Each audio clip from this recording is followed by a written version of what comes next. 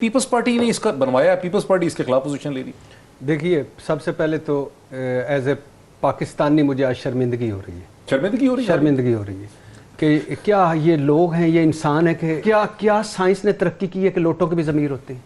अब आप देखिए, ज़रा देखिए, एक तरफ अब आज बहुत सारे लोग सेलिब्रेट करें। इमरान खान के पास लोग आए भी तो इसलिए इसी तरह थे, चले भी इस तरह। ये सेलिब्रेशन कर लो, फिर अगली मर्तबा भी ये होगा, फिर अगली मर्तबा भी। अब वक्त आ गया है कि रोको लोटों को, इब्नल वक्तों को, सियासी मौका परस्तों को, इनको निकालें उधर से, सिंध हाउस से निकाल कर शारा दस्तूर पे जरा एक परेड करवाएं और इनको पार्लियामेंट के सामने जहां लिखा हुआ है ला इलाहा इल्लल्लाह मोहम्मद रसूलुल्लाह, खुदा के लिए। तो इमोशनल रिएक्शन नहीं, नॉट एट ऑल। जब आपके अखबारों के इदारे लिखते हैं कि जमीर के हिसाब से वोट डाले जा सकते हैं, नहीं, ये जमीर के हिसाब से नहीं। आपकी बार एसोसिएशन कहती हैं। सुन लेना, मैं तो अपना दे रहा हूं ना व्यू। मैं तो बार एसोसिएशन या अखबारों या इदारियों की बात नहीं कर रहा, ना इमरान खान की बात कर रहा हूं, ना जरदारी साहब की, ना नवाज शरीफ की। मैं कह रहा हूं एज ए पाकिस्तानी मुझे शर्म आ रही है कि फॉर एग्जाम्पल जरदारी साहब और बेनज़ीर भुट्टो से बिलावल भुट्टो तक सबको क्या दुख था। पैट्रियाट तोड़ी और बनाई मुशर्रफ ने, हमारी पार्टी तोड़ दी। नवाज शरीफ साहब 2006 में क्या कहते थे, अब आइंदा कोई लोटा नहीं लूंगा। ये सारे मिलके क्या कहते थे, आंखों में आंसू लाकर। किसी वजीर आजम को मुद्दत पूरी नहीं करने दी जाती, सांसें की जाती हैं। पीडीएम का एजेंडा क्या था, 26 नुकात, जमहूरियत की बालादस्ती, सिविलियन बालादस्ती, वोट की इज्जत। आप इमरान खान को हटा रहे हैं, हटाएं। आपका जो ये इस तरह हटाना है, पार्टी तोड़कर हटाना है, उनके बंदे खरीद कर मुबैना तौर पर हटाना है, मुबैना तौर पर नून की टिकटें देकर हटाना है। ये आपकी जमहूरियत। यानी आपने बलोचिस्तान, जरदारी साहब से कोई पूछे बलोचिस्तान हुकूमत फूंक से गिराई थी तो कैसे गिराई थी। जरदारी साहब से कोई पूछे पंजाब में गवर्नर राज लगाया था तो किस जमहूरी बुनियाद पर लगाया। जरदारी साहब से पूछे कि केपीके में उनके थोड़े मेंबर थे, 2 सेनेटर कैसे बन गए। नवाज शरीफ साहब से कोई पूछे कि आज वो इनको बैक कर रहे हैं।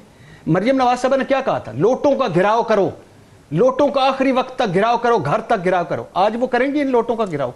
शहबाज शरीफ साहब क्या कहते थे, शहबाज शरीफ कहते थे ना ना ना, हम नहीं चाहते कोई किसी की पार्टी तोड़ना। नवाज शरीफ फखर क्या बयान करते थे, केपी हुकूमत में बना सकता था मगर इमरान खान की अक्सरियत थी, मैंने बनाने दी। आज हाँ, अब क्या कर रहे हैं। तो खुदा के लिए देखिए, ये आपका आईनी हक है, मगर मुझे वो आइन नहीं चाहिए जिसमें असूल ना हो, मंतक ना हो, अखलाकियात ना हो। आइन में तो है रखा हुआ असूल। और दूसरी बात है कि ये कैसा आइन है कि जिसमें एक जाए, वोट डाले, वजीर आज़म को नाअहल करे और उसके बाद उसके खिलाफ कार्रवाई।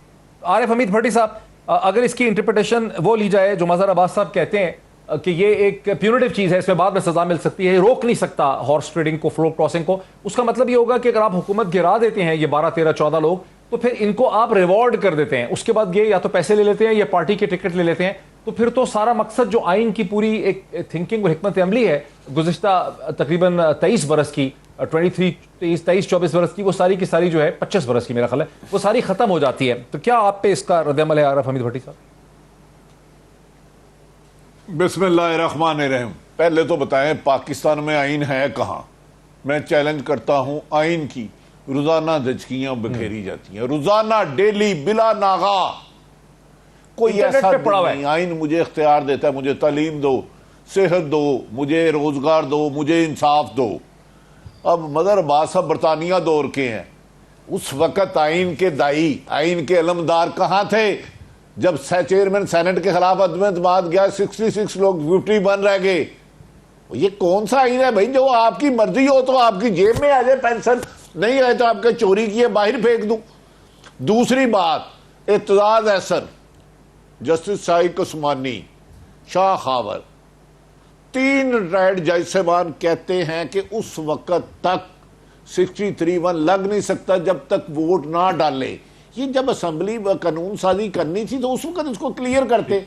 लीडर बताए जिसने अपने मादी में जिसको गाली गलोच ना की हो, आज गले ना लगाया हो, जिसे गले लगाया आज गाली ना दिया हो, यही डाकू काफ लीग है, यही एमक्यूएम दुनिया में सबकी बुराइयां हैं। ओ भाई, एक जुर्म मैंने किया नहीं, चलो फवाद चौधरी चले जाते हैं, एक राजा रियाज चले जाते हैं। चेयरमैन स्पीकर असेंबली होते कौन है उनको वोट डालने से पहले डिस्क्वालीफाई करने के, उनको किसने इख्तियार दे दिया। मैंने कत्ल किए ही नहीं, मैं भी गया हूं, राजा रियाज भी गया, फवाद चौधरी भी गया। वो डालेगा तो उसको जाएगा ना, कानून बनाया, या कानून उस वक्त कहते हैं भाई वो दिल में सोचेगा तो मैं कह दूंगा। अब इस पे एक लीगल रद्द-ए-अमल लेने दें मुझे। बिल्कुल नहीं, आखिरी 1 मिनट निशात हाँ, मैं इस पे थोड़ा सा इस पे काउंटर आर्गुमेंट ले लूं।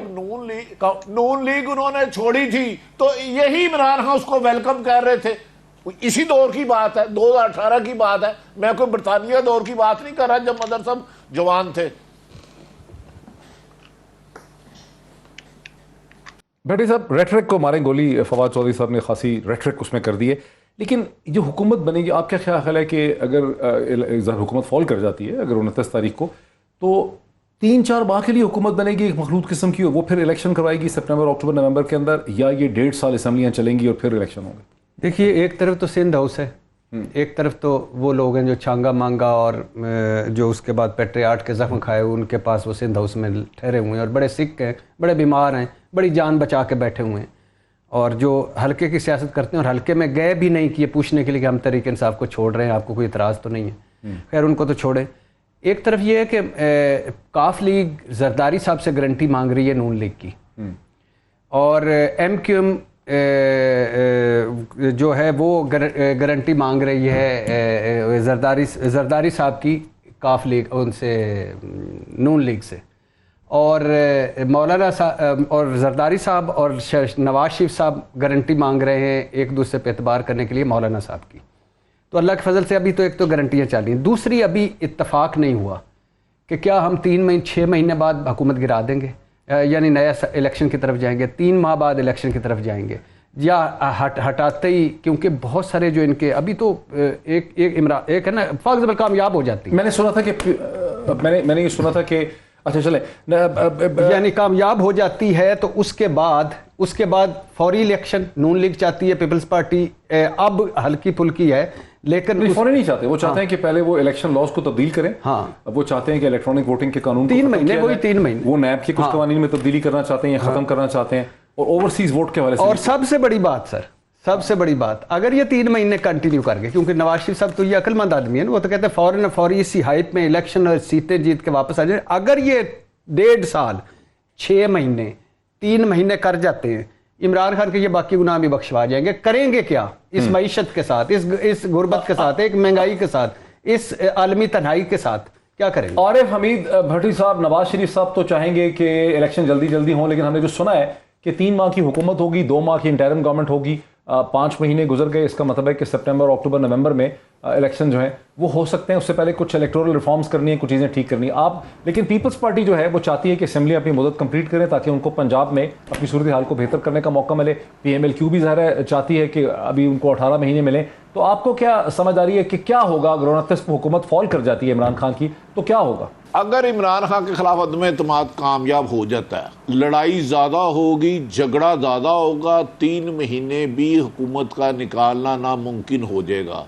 मैं हामदे आला उस साहब का वज़ीर आला, माफ़ी चाहता हूँ, मेरी ज़ुबान टंग स्लिप हो जाती है, शहबाज शरीफ साहब, नेशनल गवर्नमेंट, वही नेशनल गवर्नमेंट जरदारी साहब के साथ मिलकर वालों जिनके गले में पटा डाल के घसीटना था, उनके साथ मिलकर हुकूमत चलाओगे, जो कहते हैं अब नासूर और धरती के, अगर मैंने तुम्हारा साथ दिया तो अल्लाह भी नहीं माफ़ करेगा।